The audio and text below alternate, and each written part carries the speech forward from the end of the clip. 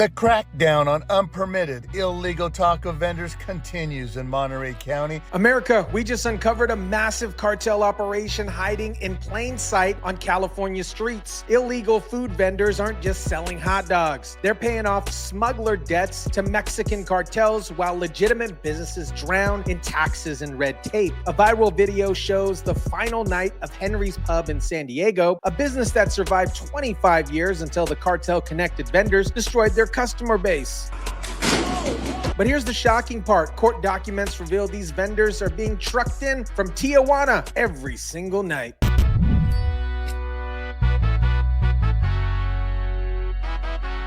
What is up, guys? Tyson Dela Cruz here. Thank you so much for rocking with me. This story perfectly illustrates how California's failed policies are literally handing our streets over to foreign criminals while American businesses get crushed by government bureaucracy. Let me break down what happened outside of Henry's Pub in San Diego near the Gaslamp Quarter. This was their final night after 25 years in business, and an employee was fed up with the illegal vendors destroying their customer base, so he knocked over their cart. Now, I'm not saying that violence is the answer here, but I understand this employee's frustration. Imagine working for a business for years, watching it struggle under California, crushing taxes and regulations, only to see illegal street vendors set up shop right outside your door, taking your customer base while paying zero in taxes, following zero health codes. Do employees like him and also the employers themselves, do they have a right to be upset about these vendors outside their doors?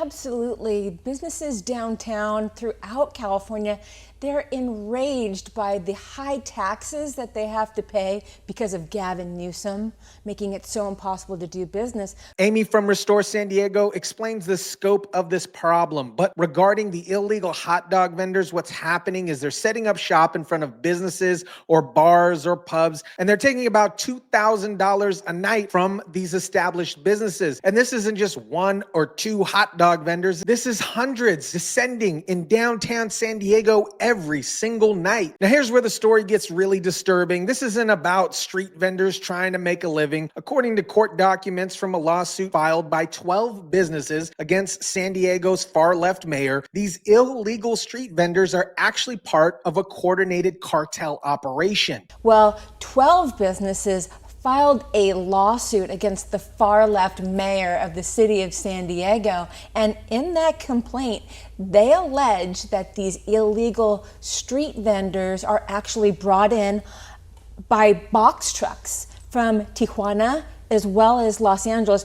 Morning and night is what the court documents say. Amy reveals the shocking truth. And yes, these carts are actually run by people that don't even live in San Diego. They're paying off smuggler debts. And so that money being taken out of the local economy in San Diego, it's going into some pockets of some cartel members. And so that's money being taken out of the local economy here in San Diego, and it's going into the pockets of some, not some great criminal organizations of the cartels. Exactly. And it's putting local businesses under. So let me get this straight here. Mexican cartels are smuggling people into the United States, then forcing them to work at illegal food carts to pay off their smuggling debts. The money flows directly back into the cartels while legitimate American businesses get destroyed. This is economic warfare disguised as street food. Anthony Bourdain would flip his lid. And it gets worse. These aren't just illegal operations. They're public health disasters waiting to happen.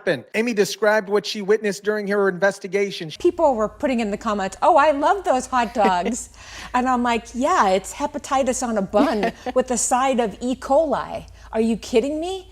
When I was down there Friday evening, I saw multiple carts with zero refrigeration. Some of them were just unmanned. The food was uncovered. It was disgusting. Think about this. Legitimate businesses have to pass health inspections, maintain proper refrigeration, follow food safety protocols, and pay for their business license. These cartel-connected, bacon-wrapped hot dog vendors have zero oversight, zero refrigeration, zero accountability. They're literally serving contaminated food to drunk tourists and locals. And speaking of drunk customers, there's another layer of this scam. The vendors are specifically targeting intoxicated people leaving bars. On any given night around 2, 3 a.m. when people are the drunkest in downtown San Diego after being at the bars and they buy one of these hot dogs, what's happening is the vendors are overcharging them.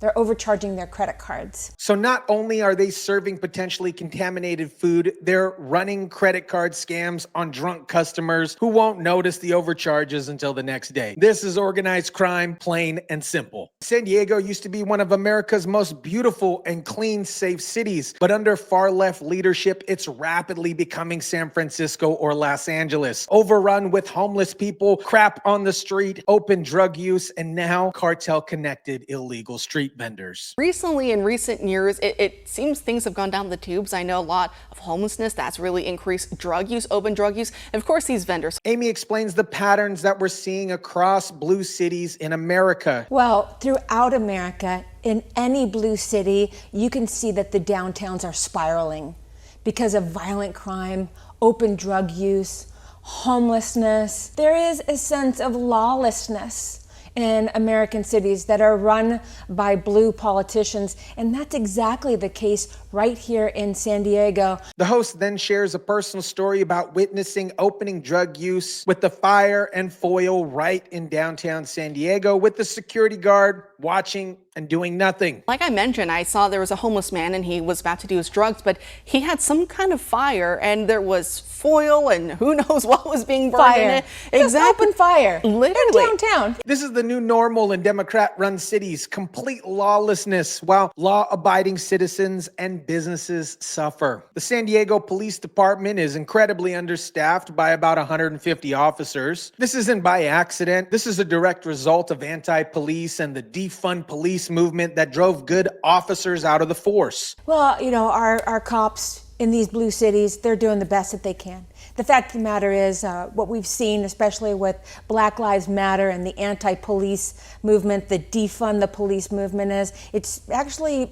driven a lot of good people out of the San Diego Police Department, and so they are woefully understaffed. The grand jury report released on Monday confirmed that downtown San Diego is spiraling because there isn't enough police coverage. So we have cartel-connected vendors operating with impunity while legitimate businesses get crushed by regulation and taxes. But Amy said she's not giving up. She funded Restore San Diego to fight against this decline. I love San Diego. I love California. I don't want to be one of those people that has to leave for a better life. I literally founded Restore San Diego to stand my ground and fight like hell for San Diego and California. America, this story perfectly illustrates everything wrong with Democrat governance. They've created an environment where law-abiding citizens are crushed by taxes and regulations and red tape, while criminal organizations operate in complete impunity. Mexican cartels are literally running economic operations on American streets, using smuggled migrants as forced labor to pay off debts, while serving contaminated food and running credit card scams on American citizens. And Democrat politicians do nothing because they're more concerned about appearing